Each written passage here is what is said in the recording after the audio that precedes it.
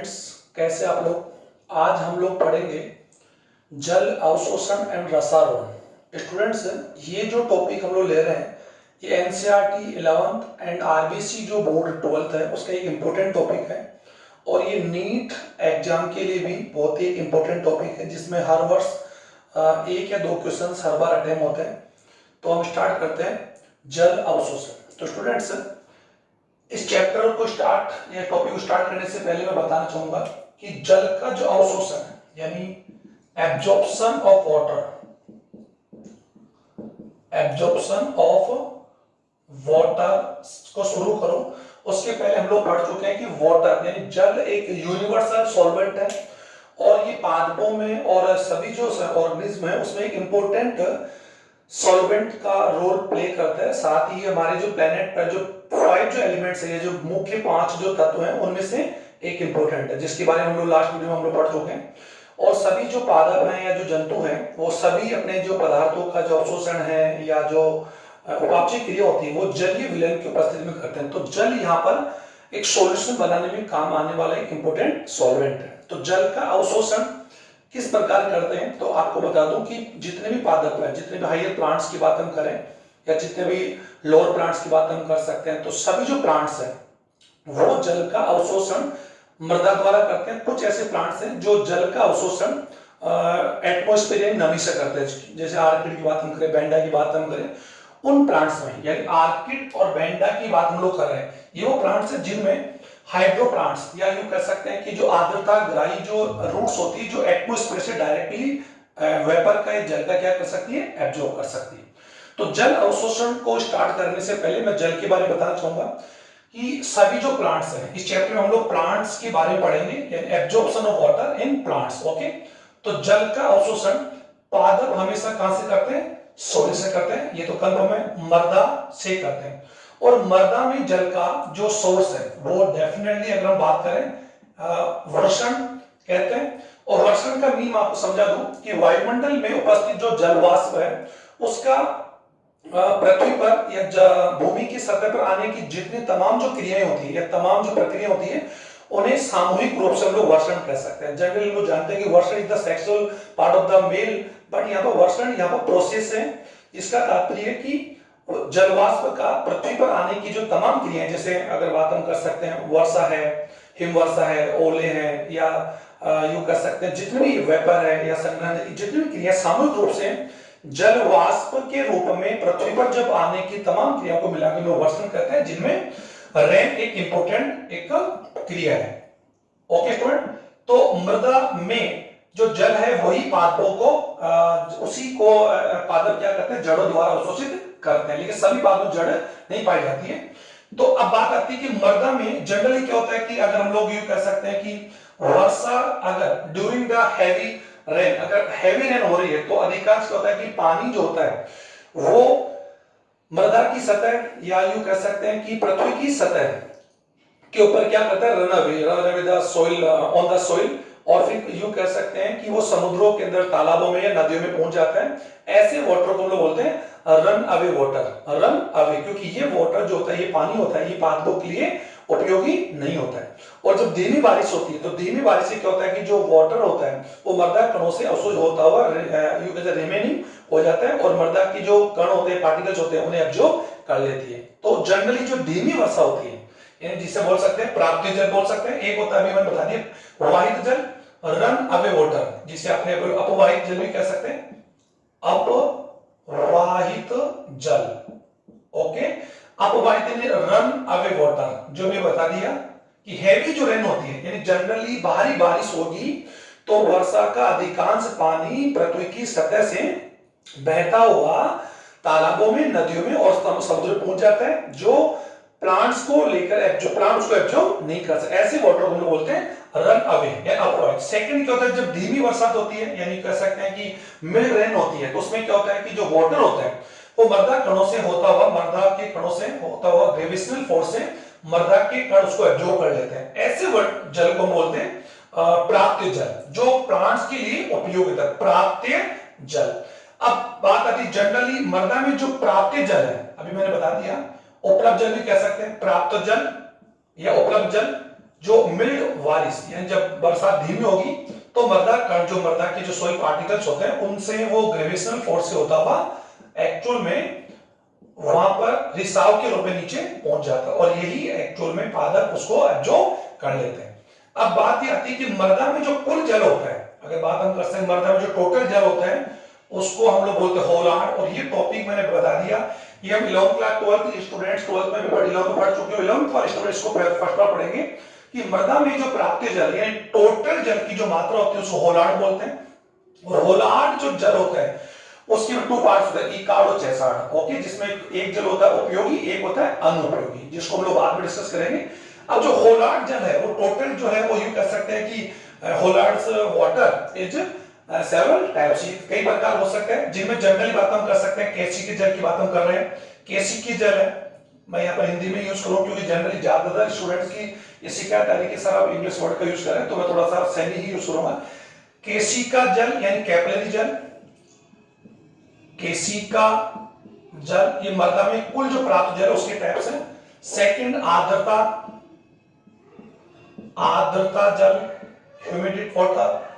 Third है रासायनिक जल, केमिकल वाटर, रासायनिक जल। और फोर्थ है ग्रेविटेशनल जल, जिसे बोलते हैं गुरुत्वीय जल, गुरुत्व जल। ओके स्टूडेंट्स, केसी के यानी कैपिलरी वाटर, आर्द्रता यानी ह्यूमिड वाटर एंड रासायनिक chemical water and gravitational water. इन 4 प्रकार के पानी यानी वाटर में से केवल प्लांट्स की जो रूट्स होती है, ये जो जड़ होती है, जो हमने एक अलग से डायग्राम बना रखा है, मैं भी आपको समझाऊंगा कि मृदा से केवल केसी का जल ही पादपों को, केवल केसी का जल ही पादपों की जो जड़ें होती है, जो रूट्स होती है, और रूट्स में क्या होते हैं स्टूडेंट्स, मूलरोम होते हैं, रूट्स हेयर्स होते हैं, जो बता दूंगा अभी आपको, वो मृदा का क्या करते हैं, जल का क्या करते हैं, अवशोषण करते हैं। तो केवल इनमें से केसी का जल ही मृदा से प्लांट्स क्या करते हैं, एब्जॉर्ब करते हैं। और इन चारों प्रकार के जल के बारे में हम लोग बाद में डिस्कस कर लेंगे कि केसी का जल, आर्द्रता जल और ये क्या प्रकार के होते हैं।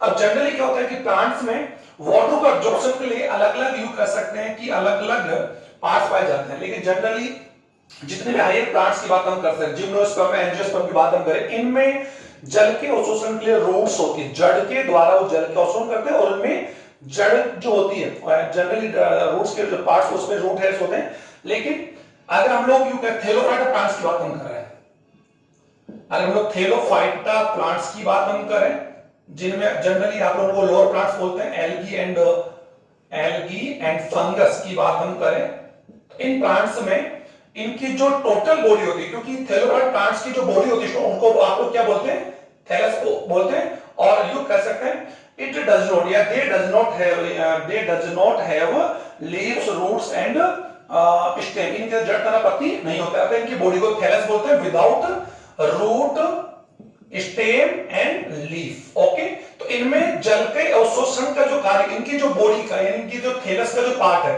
तमाम जो थैलस है उसकी टोटल जो सेल्स करती है, all cells absorb the water, तो वाटर एब्जॉर्प्शन के लिए इनमें अलग से कोई पार्ट नहीं होता है। अब दूसरा अगर बात हम कर सकते हैं, इनसे हायर प्लांट्स की बात हम करते हैं, थोड़ा सा हायर की बात हम ब्रायोफाइट्स की बात हम करें, तो ब्रायोफाइट जो प्लांट्स है, ब्रायोफाइटा जो प्लांट्स है स्टूडेंट, उसकी बात हम करें, इन प्लांट्स में वाटर अब्जॉर्ब के लिए राइजोर्स पाए जाते हैं। क्या पाए जाते हैं, राइजोर्स, यानी राइजोर्स मूलाभास, जिसको आप समझे, इन प्लांट्स में जल अवशोषण के लिए क्या होते हैं, मूलाभास, राइजोर्स होते हैं, जो एक कोश यूनिसेलुलर एमेट्री सेलुलर होते हैं, जो जल का अवशोषण करते हैं। इनसे आगे की बात हम कर सकते हैं, लाइकेंस की बात हम करें, इन लाइकेन की बात हम करें, सो लाइकेंस में जो जल अवशोषण की स्टेज होती है उन्हें बोलते हैं राइजिन्स। क्या बोलते हैं, राइजिन्स होती है। और इनके आगे के जो प्लांट्स होते हैं, like pteridophyta, pteridophyta and gymnosperm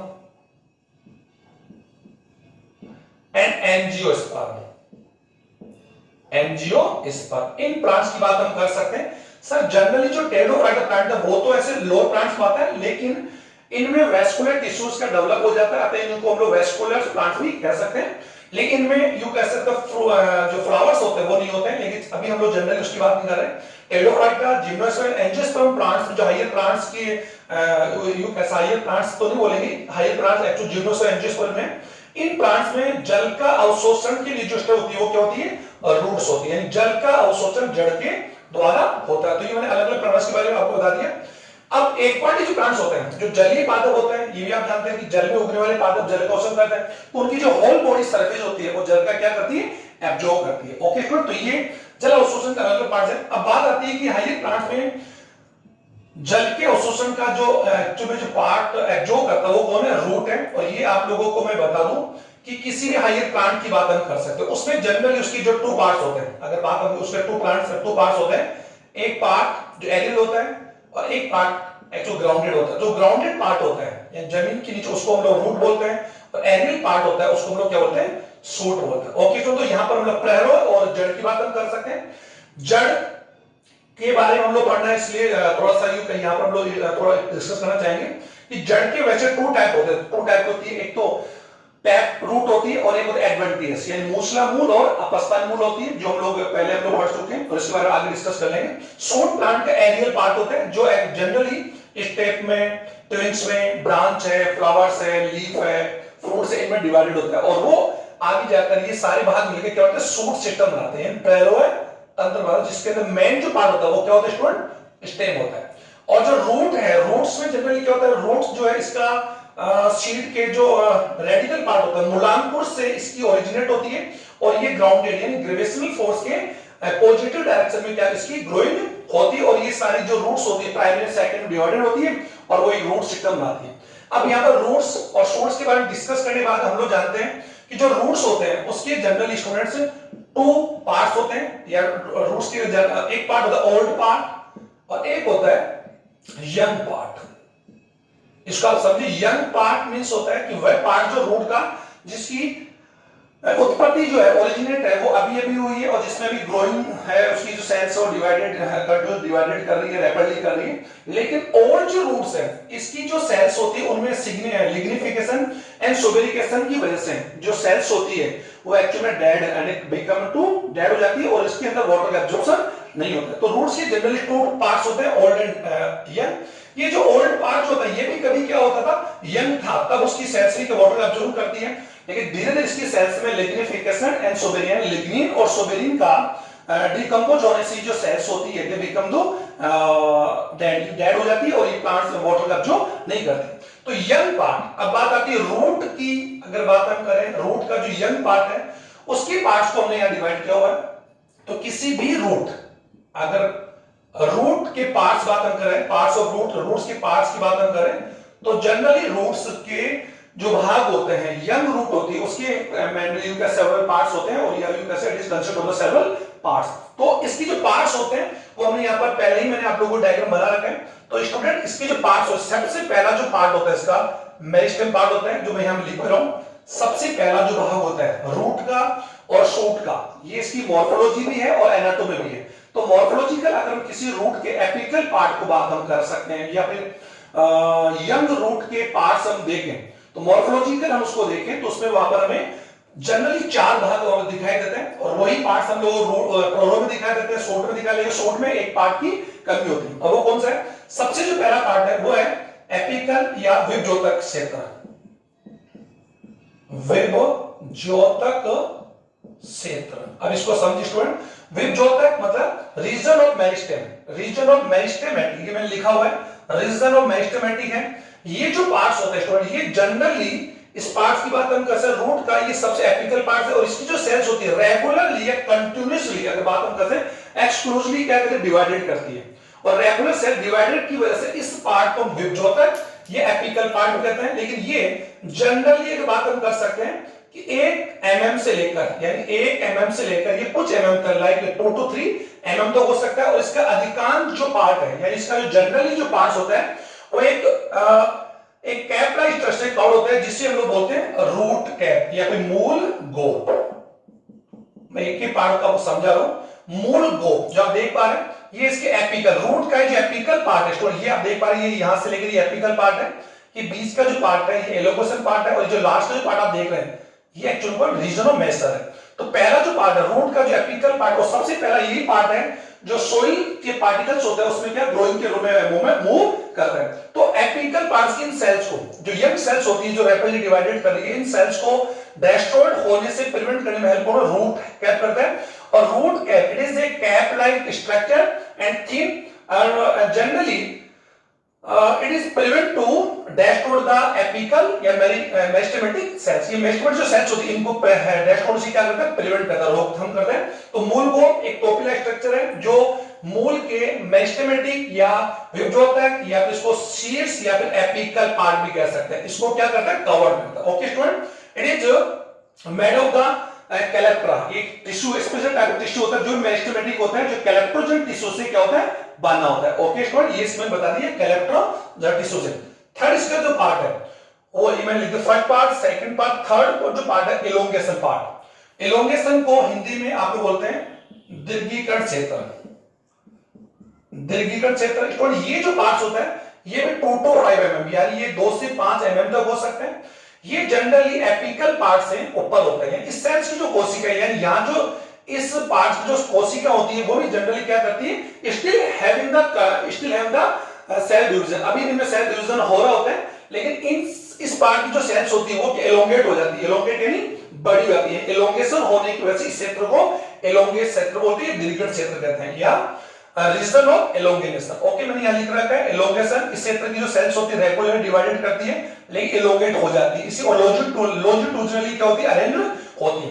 okay, और ये रीजन जो होता है वो एक्चुअल में मेरिस्टेमेटिक एंड जो थर्ड पार्ट जो मैचर पार्ट है उसके बीच में होता है। ओके, फोर्थ जो इसका पार्ट है, रूट के पार्ट बता रहा हूं, वो है सर रीजन ऑफ मैचर यानी परिपक्व क्षेत्र। ओके स्टूडेंट, और परिपक्व क्षेत्रों का बोलते हैं रीजन ऑफ मैचर। ओके, ये मैंने आपकी सभी पार्ट्स को हिंदी और इंग्लिश दोनों में लिख दिया। Region of mature, region of mature. Okay, परिपक्व क्षेत्र। अब जो परिपक्व क्षेत्र होता है ये एक्चुअल में रूट का सबसे, अगर बात हम करें सबसे टॉप जो पार्ट हो तो ये मेरिस्टेमेटिक होता है और ये ग्राउंडेड पार्ट होता है यानी जमीन की सतह, भूमि की सतह के सबसे पास होता है और ये एलोंगेशन क्षेत्र के ऊपर होता है। इस पार्ट की जो सेल्स होती है ये एक्चुअल मैच्योर हो चुकी है और इनमें सेल डिवीजन बिल्कुल परमानेंटली क्या है, रुक चुका होता है और सेल्स जो वॉल सेल वॉल होती है उसमें रासायनिक जो पदार्थ है सुबेरिन है, लिग्निन आदि पदार्थों का क्या स्थूलीकरण या डिकम्पोजिशन होने से ये जो पार्ट से मैचर बदल जाता है। ओके, ये पार्ट जो होता है ये भी कुछ एमएम तक हो सकता है। इस भाग से रूट के इस भाग से यानी रीजन ऑफ मैचर पार्ट से यू कहीं स्पेशल स्ट्रक्चर जो दिखाई दे रही होगी आपको, इसको बोल सकते हैं रूट हेयर्स, जो मैंने आपको अलग से दिखा रखी है और ये मैं अलग बना के भी आपको समझा दूं, रूट हेयर्स। ओके स्टूडेंट, ये रूट हेयर्स आप देख रहे हैं, ये रूट हेयर जिसे आप लोग अपनी भाषा बोलते हैं मूल रोम, रूट हेयर। स्टूडेंट सभी सुनेंगे आप। रूट हेयर जो होता है वो परिपक्व क्षेत्र होता है। ये जड़ का एक्चुअल में बात हम करें जड़ का परिपक्व क्षेत्र जहां पर मूलरोम्स होते हैं और मूलरोम्स की बात हम कर सकते हैं। मूलरोम्स are unicellular and uninucleated. Okay, uninucleated और जनरली अगर बात हम कर सकते हैं कि इनकी जो सेल होती है, जो इनकी जो सेल वॉल होती है, this is thin and made of the pectin, cellulose and pectin, cellulose and pectin से बनी होती है। इनकी जो सेल वॉल होती है यूनिन्यूक्लियोइड होती है यानी ये जो मूलरोम होते हैं वो यूनिसेलुलर यानी एक कोशिकीय, एक कोशिक होते हैं और यूनिन्यूक्लिएटेड होते हैं, यूनिन्यूक्लिएटेड होते हैं। ओके स्टूडेंट, और इनकी जो सेल वॉल होती है जनरली थिन होती है and made up with cellulose, cellulose and pectin. Okay student, और जनरली यही जो मूल रोम होते हैं यही वाटर का यानी मृदा कणों में से, किसमें से स्टूडेंट, मृदा कणों में से सॉइल वाटर का, मृदा जल का क्या करते हैं, एब्जॉर्ब करते हैं। ये जनरली ध्यान दें। तो सबसे पहले रूट का कौन सा पार्ट, रूट हेयर ही वाटर का क्या करते हैं, एब्जॉर्ब करते हैं और एब्जॉर्ब करने के बाद में रूट्स की फिर किस बात को, एपिब्लेमा। अगर रूट्स के हम लोग अपने मॉर्फोलॉजी पढ़ रहे हैं क्लास में, एपिब्लेमा यानी एपिडर्मिस है, फिर कॉर्टिकल सेल्स होती है, फिर एंडोडर्मिस सेल्स होती है। एंडोडर्मिस के बाद में पेरिसाइकिल होता है, पेरिसाइकिल के बाद में अगर बात हम कर स्टील पार्ट होता है, रम बोलते हैं, फिर वहां से जाइलम। ओके स्टूडेंट, तो जाइलम की वेजल जो होती है वहां तक वाटर पार्टिकल जल का परिवहन होता है। उसके बाद में जल जो होता है वो जल के जड़ के जाइलम से तने के जाइलम तो जाओ, तने के जाइलम से लीफ का जो जाइलम है, इस प्रकार रूट यानी प्लांट के रूट से लेकर प्लांट के एरियल पार्ट जो लीफ तक है वहां तक जाइलम की वेजल्स यानी ट्रैकिड्स जो ट्रैकिड होती है वो वाटर के लिए एक पाथ प्रोवाइड करवाती है, उसी पाथ से जल का कंटिन्यूसली एक्चुअली में क्या होता है, ट्रांसपोर्ट होता है, जो हम लोग नेक्स्ट वीडियो में हम पढ़ेंगे। ओके, तो ये तो मैंने आपको जनरली बता दिया कि रूट्स के ये पार्ट्स हो सकते हैं, नहीं होते हैं। और अगर ये शूट पार्ट की बात करें तो शूट में एक्चुअली में क्या होता है, रूट का जो कैप होता है, मूलगों क्षेत्र नहीं होते और एक ही मूलरोम नहीं होता है। ओके, तो ये हम लोग बाद में भी हम लोग पहले पढ़ चुके हैं। तो ये जनरली आपने बता दिया कि एक कोशिकीय जो मूलरोम होते हैं ये जड़ के परिपक्व क्षेत्र में पाए जाते हैं, जो एक कोशिकीय और एक केंद्रकीय होते हैं, और इनकी जो सेल वॉल होती है वो पैक्टिन की बनी होती है। और पैक्टिन इज हाइड्रोफिलिक, एक बार ध्यान दें, पैक्टिन एक ऐसा केमिकल है, केमिकल कंपाउंड है, रासायनिक पदार्थ है जिसका नेचर क्या होता है, हाइड्रोफिलिक होता है। ये ध्यान देंगे student, hydrophilic. Okay, hence it you can say it provide the large यानी more area of for water absorption, यानी ये मूल रोम को जल अवशोषण के लिए एक लार्ज एरिया यानी बड़ा एरिया या मोर एरिया एब्जॉर्प्शन के लिए प्रोवाइड करवाता है। ये भी आप कंफर्म कर लें, due to presence of pectin. Okay students, ये हम लोग पढ़ चुके हैं। अब जनरली ये पार्ट्स हम लोग मूल के जो पार्ट्स पढ़ने के बाद में हमने डायग्राम और बना रखा है, इस डायग्राम को भी हम लोग अगले पॉइंट के साथ डिस्कस कर लेते हैं। तो सर ये तो आप लोगों के रूट्स के और प्लांट्स में कौन कौन से पार्ट्स हैं जो जल को अवशोषण करते हैं। अब हम लोग बात करते हैं जल का पाथ ऑफ वाटर, जल का जो बात हम जल का परिवहन जो हम लोग पढ़ेंगे। तो सर जनरली जल का परिवहन या जल का अगर यूं कह सकते हैं कि जो पाथ है वो अभी हम लोगों ने डिस्कस किया था कि मूल रोम से मूल की कोशिकाओं तक, क्योंकि जनरली आप लोग पहले पढ़ चुके हैं कि रूट्स के अगर हम लोग एनाटॉमी में जाते हैं तो रूट्स का आउटर पार्ट होता है उसको हम लोग क्या बोलते हैं, एपिब्लेमा, और एपिब्लेमा से ही एक्चुअली में क्या निकले होते हैं, रूट सेल। और ये रूट सेल कौन से पार्ट में, अभी बता मैच्योर पार्ट में, तो एपिडर्मिस एपिब्लेमा बोल सकते हैं। एपिब्लेमा के नीचे जो पार्ट जो सेल्स होती है उन्हें हम लोग कॉर्टिकल सेक्टर बोलते हैं। ओके, अगर जनरली हम लोग उसको सेल्स में समझें तो ये एपिब्लेमा सेल्स है, ये फिर कॉर्टिकल सेल्स है, ये कॉर्टिकल सेल रीजन बड़ा होता है, फिर एंडोडर्मिस क्षेत्र आ जाता है। एंडोडर्मिस अगर बात होगी एंडोडर्मिस आ जाता है, फिर परिधम क्षेत्र आ जाता है, और फिर यहाँ पर जाइलम चालू रहता है। ओके, तो जल का परिवहन एक्चुअल में ये मृदा जल या मृदा सॉइल वाटर है, और सॉइल वाटर से जल एक्चुअल में विसरण क्रिया के द्वारा, कौन सी क्रिया, विसरण क्रिया के द्वारा रूट सेल्स में यानी मूलरोम में आता है, और मूलरोम के कोशिकाओं जो जल है वो एक्चुअल में परासरण क्रिया के द्वारा कौन सी कोशिका में जाएगा, एपिब्लेमा, फिर कॉर्टिकल कोशिकाओं के माध्यम से ए बी सी डी। और ये जल का जो पाथ है, जल का जो परिवहन है, ट्रांसपोर्ट ऑफ जो वाटर है, जो हम लोग पहले पढ़ चुके हैं, ड्यू टू ऑस्मोसिस और डिफ्यूजन से होता है, लेकिन यहाँ पर सेल वॉल और सेल मेम्ब्रेन की वजह से यहाँ पर ऑस्मोसिस हम बोलेंगे।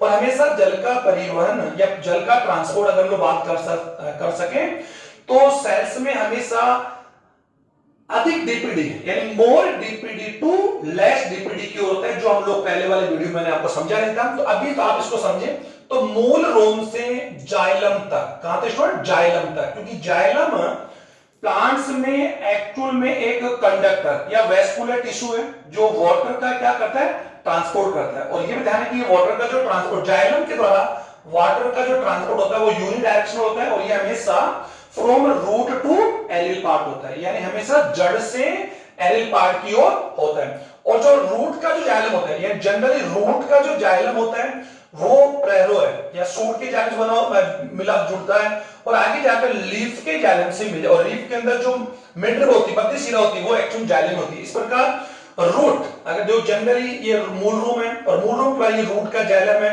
और रूट के जाइलम की बात हम करें, रूट के का जो जाइलम वो आगे जाकर किसी रूट का स्टेम की जाइलम, और स्टेम के जाइलम से होता है ये जो ट्रैकिट्स होती है, ये जल का एक्चुअल ट्रांसपोर्ट करती है, और ये जल के लिए एक पाथ बनाती है, जो हम लोग नेक्स्ट वीडियो में हम लोग पढ़ेंगे। ओके, तो जनरली जल का मूल रोम से लेकर जाइलम तक जो परिवहन है या जाइलम जो पाथ है उसके सेवरल पाथ हो सकते हैं। पहला जो पाथ है वो है सर एपीप्लास्ट, मैंने अगर जनरली सेल बना रखा है एपीप्लास्ट। ओके स्टूडेंट, दूसरा जो पाथ है वो है सिम्प्लास्ट, और थर्ड है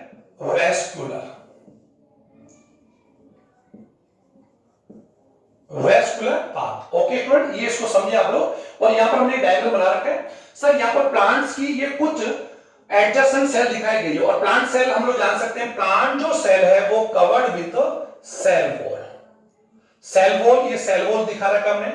सेल वॉल के अंदर जो लेयर होती है, मेम्ब्रेन होती है, उसे हम लोग सेल मेम्ब्रेन बोलते हैं। स्टूडेंट, तो आप जानते हैं ये यहाँ पर जो बीच में जो सेल्स के, और ये जो एडजेसेंट सेल्स है, एडजेसेंट ये समीपस्थ सेल्स है, ये जो 1 2 3 4 सेल्स हमने लिए, ये सेल्स का साइटोप्लाज्म है, यानी कि मैं लिख रहा हूं यहां पर साइटोप्लाज्म।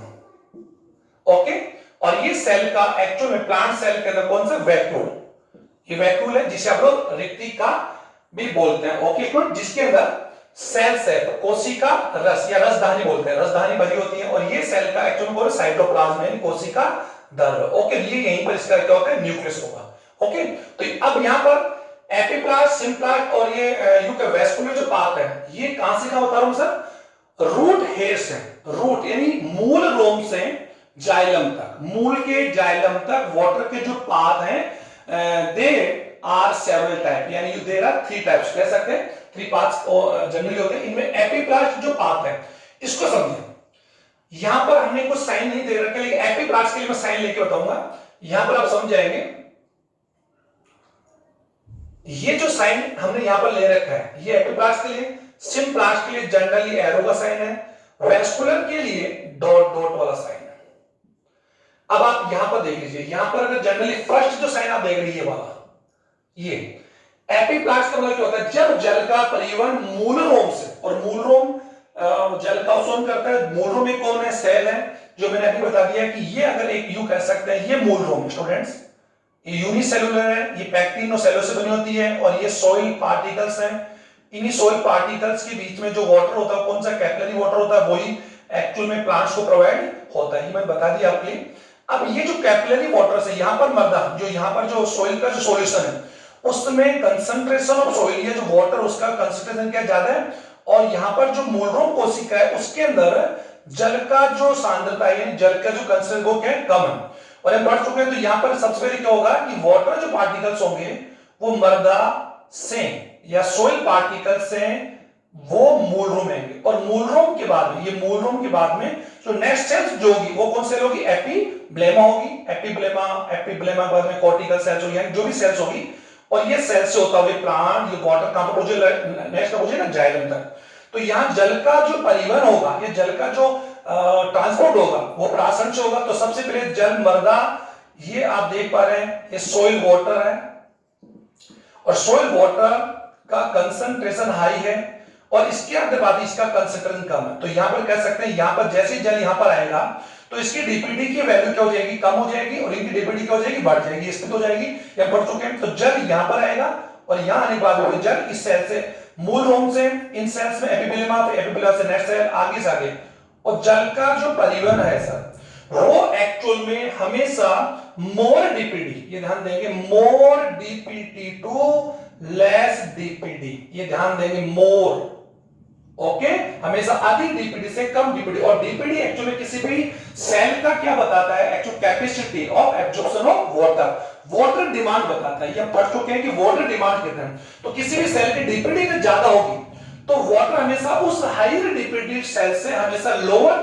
डीपीडी सेल्स की ओर क्या करेगा, मूव करेगा। तो यहां आप जनरली ये वाटर का आपने पाथ तो देख लिया, लेकिन जल का परिवहन एक सेल से दूसरे सेल में जाने के लिए जो हमने यहां पर एक पाथ बना रखा है, ये बात आप समझिए यहां पर। तो सर जब जल का परिवहन एक कोशिका से दूसरी कोशिका में, जब cell wall to cell wall जाए, ये ध्यान दें, सॉइल वॉल को क्रॉस करता हो जाए, आप देख सकते हैं यहां पर, या यहां भी देख सकते हैं, इसको समझाने के लिए अगर हम लोग ये जनरली डायग्राम अगर यहां पर बनाए, जब जल का परिवहन, ये जल के पार्टिकल्स जब दो संयुक्त कोशिकाओं की cell wall to cell wall जाए, cell wall to cell wall, और सेल वॉल हम जान सकते हैं कि सेल वॉल प्लांट का एक्चुअल में एक नॉन लिविंग पार्ट है, नॉन लिविंग मतलब निर्जीव भाग है।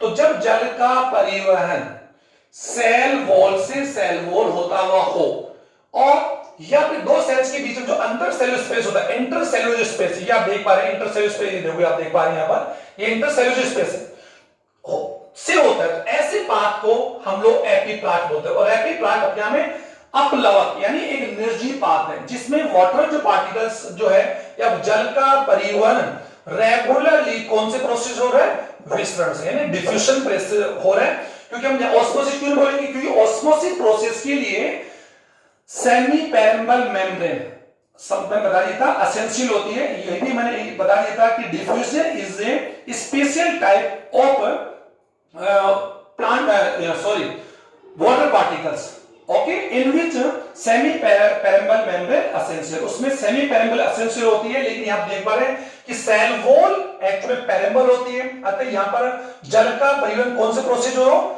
डिफ्यूजन जो, और इसमें किसी प्रकार एटीपी की या एटीपी की आवश्यकता नहीं होती है। और यहां पर जल के पार्टिकल्स किसी भी सेल मेम्ब्रेन को क्रॉस नहीं करेंगे, यानी without crossing any semi permeable membrane, it is called apoplast. एक बार वापस सुन ले, जब जल का परिवहन एक कोशिका से दूसरी कोशिका, जड़ की बात, रूट्स की एक from one to another cell की बात हम करें, तो जल का परिवहन जब cell wall to cell wall से हो, आप देख पा रहे हैं यहां पर सेल वॉल से सेल वॉल ही जा रहा है, सेल वॉल से सेल वॉल में ही जा रहा है, एक सेल से दूसरे सेल्स में जा रहा है, या इंटरसेल स्पेस से जा रहा है, और दोनों ही से हो तो ऐसे बात को एपीप्लास्ट या अपलवक पाथ कहते हैं। ओके स्टूडेंट, ये रेगुलरली डिफ्यूजन होता है, इसमें वाटर किसी भी पेरेंबल मेम्ब्रेन को क्रॉस नहीं करता है, सेल वॉल को ही क्रॉस करता है। ओके, तो ये आप लोगों को इसमें एटीपी की रिक्वायरमेंट नहीं होती।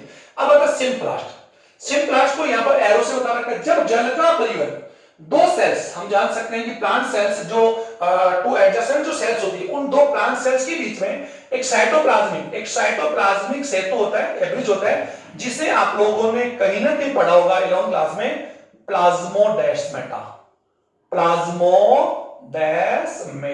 ओके स्टूडेंट्स, जब पानी का परिवहन या जल का परिवहन, और हम जानते हैं कि जब जल का परिवहन दो सेल्स के बीच में जो प्लाज्मोडेस्मेटा होता है, और प्लाज्मोडेस्मेटा एक्चुअली क्या होता है, एक लिविंग पार्ट है, साइटोप्लाज्मिक है। तो यहां लिविंग पार्ट से जब एक सेल, ये ए सेल है, ये बी सेल है, ये सी सेल है, डी, ये तो हम जानते हैं कि प्लांट्स का हमेशा डिफ्यूजन या ऑस्मोसिस जो होगा वो हायर कंसंट्रेट टू लोअर होगा, लेकिन जब ऑस्मोसिस आता है तो वहां पर high DPD to low DPD होता है, ये बता दिया था, और less OP to higher OP तरफ होता है, ऑस्मोसिस प्रेसी बात हम करें। तो जब जल का परिवहन प्लाज्मोडेस्मेटा से एक सेल से दूसरे सेल्स में हो, प्लाज्मोडेस्मेटा, ओके, तो ऐसे पाथ को बोलेंगे सिम्प्लास्ट। और यहां पर प्लांट जो होगा ऑस्मोसिस प्रोसेस, कौन से, ऑस्मोसिस प्रोसेस से ही आगे क्या करेगा, रन करेगा। इस रिक्वायरमेंट के लिए सम टाइम एटीपी की रिक्वायरमेंट होती है, और इसमें सबसे ज्यादा बैरियर, इसी पाथ में सबसे ज्यादा बैरियर होता है, लेकिन जल का सबसे ज्यादा कंटिन्यूअसली जो ट्रांसपोर्ट होता है इसी पाथ से होता है, बैरियर ज्यादा होने के बावजूद। अब थर्ड जो पार्ट है, थर्ड जो अगर बात हम कर सकते हैं, जल का परिवहन, ये केवल मैं क्या बता रहा हूं, रूट सेल से, यानी रूट सेल्स में जल के तीन पाथ हो सकते हैं।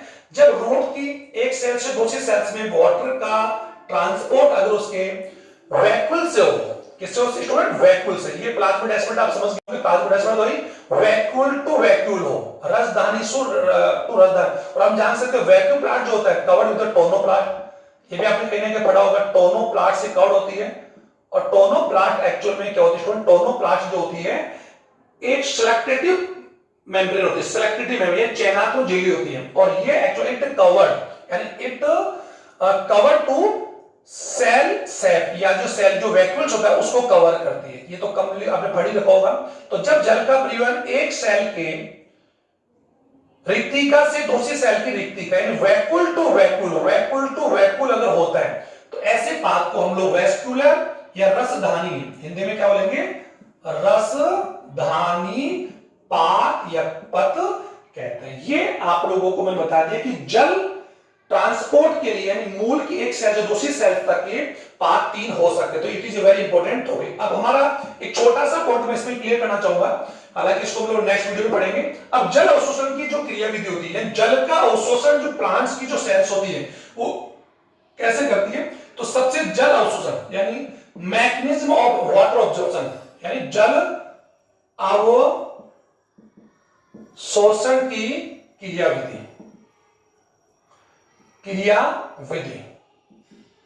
Okay student, mechanism of water absorption. तो रेनर, सबसे पहले किसने, रेनर साइंटिस्ट ने डिवाइडेड टू टाइप, यानी इसको टू टाइप्स में डिवाइड किया, या टू टाइप्स में इसको बताया। सबसे पहला एक तो होता है passive transport, passive water transport, यानी निष्क्रिय जल परिवहन, और दूसरा है एक्टिव वाटर ट्रांसपोर्ट। ये तो आप लोग थोड़ा ध्यान देवे। अब इसमें जनरल में ज्यादा डिस्कस नहीं करेंगे। रेनर और क्रेमर ने भी इसको एक्सप्लेन किया। पैसिव ट्रांसपोर्ट का मीन इतना से है कि जब जल का अवशोषण बिना किसी ऊर्जा के यानी बिना एटीपी यूज के हो, और जल अवशोषण के लिए जितने भी कारक या रिक्वायरमेंट जो फोर्स हैं, वो सारे फोर्स प्लांट के एरियल पार्ट में, ये आप इसको कंफर्म कर लें, प्लांट्स के एरियल पार्ट में यानी एरियल पार्ट में ही ओरिजिनेट हो। जल का परिवहन में एटीपी का रिक्वायरमेंट नहीं हो, और जल अवशोषण के लिए जितने भी फैक्टर्स या जितने भी फोर्सेस रिक्वायरमेंट हो, वो सारे फोर्स उसके एरियल पार्ट मतलब शूट पार्ट में हो। और जल सेल्स जो रूट सेल्स होती है, रूट सेल्स में से, रूट सेल्स के द्वारा नहीं, रूट सेल्स केवल वहां जल के लिए पाथ प्रोवाइड करें, लेकिन फोर्सेस अगर उसके एरियल पार्ट्स में एक्चुअल में ओरिजिनेट हो, फोर्स जितने भी फोर्स जो रिक्वायरमेंट होते हैं, तो ऐसे ट्रांसपोर्ट को पैसिव कहते हैं। और जनरली एक्टिव ट्रांसपोर्ट, और ज्यादातर जल का जो ट्रांसपोर्ट होता है, अगर बात हम कर सकते 96 to 98, इसको कंफर्म कर लें कि टोटल एब्जॉर्प्शन वाटर जो होता है उसका 96 to 98 जो होता है वो पैसिव ट्रांसपोर्ट से होता है। और पैसिव ट्रांसपोर्ट के लिए ट्रांसपोर्ट यानी ट्रांसपायरेशन यानी वाष्पोषण क्रिया रिक्वायरमेंट होती है। और ये जो पैसिव ट्रांसपोर्ट की बात हम कर सकते, जनरली ये डे या तो यू कह सकते हैं डे में या दिन में ज्यादा होता है। ओके, अब एक्टिव ट्रांसपोर्ट जो होता है, जनरली एक्टिव ट्रांसपोर्ट के द्वारा मुश्किल से बात हम कर सकते 3 to 4% ही वाटर का एब्जॉर्ब होता है। इसके लिए एटीपी की रिक्वायरमेंट होती है। ये क्रिया दिनों रात कभी हो सकती है, लेकिन ट्रांसपायरेशन से इसका कोई लिंक या कोई भी कनेक्शन नहीं है, ये जनरल समझे। और इस एक्टिव ट्रांसपोर्ट के लिए जो भी फोर्सेस होते हैं, वो सारे प्लांट्स के एक्चुअल में कौन से पार्ट्स में, रूट पार्ट। ये ध्यान देगा, रूट पार्ट्स यानी रूट सेल जो होती है वो यहां पर फोर्स जनरेट करेगी फॉर एक्टिव ट्रांसपोर्ट। ओके, ये ध्यान देंगे।